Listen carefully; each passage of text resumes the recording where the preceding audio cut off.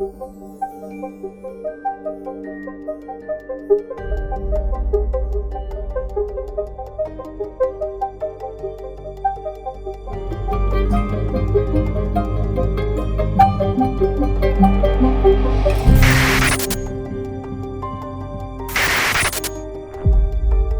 simpleng paglabas ng bahay, isang pangakong babalik din agad. Ngunit sa kasong ito, ang isang dalaga na umalis ng bahay ay hindi na muling nakauwi. Lumipas ang mga araw ng paghahanap. Umaasa ang pamilya na siya ay matatagpuan pa, buhay at ligtas. Ngunit sa isang ilog sa Bulacan, isang maleta ang magbubunyag ng isang nakakagimbal na katotohanan. Isang krimen na nag-iwan ng maraming tanong. Isang pangarap na naputol bago pa man marating ang kinabukasan. Isang buhay na hindi na maibabalik. At isang hustisyang patuloy na hinahanap. Ito ang Makabata Files. February 7, 2025. Huling nakita ng pamilya ang 16 years old na dalagita nang sabihin niyang saglit lang siyang pupunta sa bahay ng isang kaibigan. Isang simpleng paalam. Isang pangakong babalik din agad.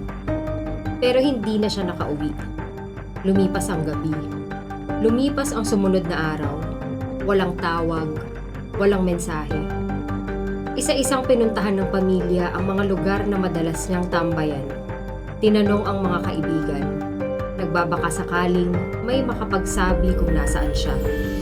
Pero wala. Ni bakas ng kanyang pagdaan, wala silang natuntun. Noong February 10, napilitan na ang pamilya na i-report sa pulisya ang pagkawala ng kanilang anak. Isang linggo ng paghahanap. Isang linggo ng pag-asa. Na sana ay matagpuan pa siyang ligtas. Ngunit sa paglipas ng bawat araw, unti-unting napapalitan ng takot ang kanilang pag-asa. February 13, 2025. Sa isang bahagi ng Sapang Alat River sa San Jose del Monte, Bulacan, may residenteng napansin ang isang bagay na palutang-lutang sa tubig, isang maleta. Pero habang tumatagal, napansin nilang kakaiba ang itsura nito. Mabigat, bahagyang nakabukas ang zipper, at may amoy na hindi pangkaraniwan. Agad itong iniulat sa barangay at sa pulisya. Dumating ang mga otoridad at maingat na inilapit ang maleta sa pampang. Tahimik ang paligid. Nakatutok ang mga mata ng mga nakapaligid habang unti-unting binubuksan ng mga investigador ang zipper. At sa loob ng maleta, isang eksenang hindi inaasahan ng sinuman. Isang bangkay. Ang katawan ng isang dalagita, nakasiksik sa loob ng maliit na espasyo. Halatang ilang araw nang nakababad sa tubig. Isang eksena na agad yumanig sa komunidad. Matapos ang paunang investigasyon, sinimulan ng mga otoridad ang proseso ng pagkilala sa biktima. Hindi nagtagal, may isang pamilya ang tinawag ng pulisya. Nang makita nila ang mga detalye, unti-unting nagtutugma ang lahat. Ang damit, ang mga personal na gamit, at ang mga impormasyong tungkol sa kanyang pagkawala. Doon nila nalaman ang masakit na katotohanan. Ang bangkay na natagpuan sa loob ng maleta ay ang kanilang anak. Ang dalagitang ilang araw nilang hinahanap. Ang simpleng pagkawala na inakala nilang maaaring mauwi sa pagkikitang muli ay naging isang malagim na krimen. Ayon sa mga investigador, malinaw na may nagtangkang itago ang krimen. Posibleng umaasa ang gumawa nito na tangayin ng agos ng tubig ang ebidensya at tuluyan nang mawala ang bakas ng nangyari. Sa pagpapatuloy ng investigasyon, may ilang individual na tinuturing na persons of interest ng mga otoridad. Kabilang dito ang mga taong huling nakausap at posibleng nakasama ng dalagita bago siya tuluyang mawala. Isa sa mga direksyong sinusuri ng pulisya ay ang bahay ng balak ng puntahan sa Caloocan noong araw na umalis siya ng kanilang tahanan. Tinitingnan ng mga investigador kung sino ang mga taong naroon sa lugar at kung ano ang maaaring nangyari bago siya nawala.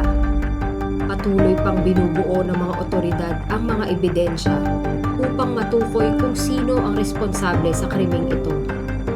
At upang maibigay sa pamilya ng biktima ang hustisyang kanilang hinihintay. Ang kasong ito ay hindi lamang kwento ng isang krimen. Ito ay kwento ng isang buhay na biglang naputol. Isang anak na hinihintay ng pamilya. Isang batang may pangarap na hindi na matutupad. Sa mga ganitong pangyayari, malinaw ang isang paalala. Ang kaligtasan ng mga bata ay hindi lamang responsibilidad ng pamilya. Ito ay responsibilidad ng buong komunidad, ng paaralan, ng barangay, ng mga otoridad at ng bawat isa sa atin. Dahil sa maraming pagkakataon, ang isang impormasyon, ang isang sumbong, ang isang tawag ay maaaring makapagligtas ng buhay. Kung may nalalaman kayong impormasyon tungkol sa kasong ito o may batang maaaring nasa panganib, mahalagang magsalita. Maaaring makipag-ugnayan sa Makabata Helpline 1383 na bukas 24 oras upang tumanggap ng mga ulat at magbigay ng tulong sa mga batang biktima ng pang-aabuso at karahasan. Tumawag sa 1383, sa Smart 0919-354-1383, sa Globe 0915-802-2375. Maaari ring magpadala ng mensahe sa Makabata Helpline Facebook at Instagram. Maaari ring i-click ang Makabata logo sa website ng Council for the Welfare of Children upang magsumite ng ulat online. Para sa mga nasa National Capital Region, maaari ring mag-report sa eGov Super App ng DICT at piliin ang child abuse. Kung may agarang panganib, maaari ring makipag-ugnayan sa Philippine National Police Hotline 911 o sa pinakamalapit na himpilan ng pulisya. Ang isang tawag ay maaaring makapagligtas ng buhay. Hindi na natin maibabalik ang batang nawala, pero maaari nating tiyakin na hindi na ito mauulit sa iba. Ako si Camille at ito ang Makabata Files. Ulat tungkol sa bata, para sa bata.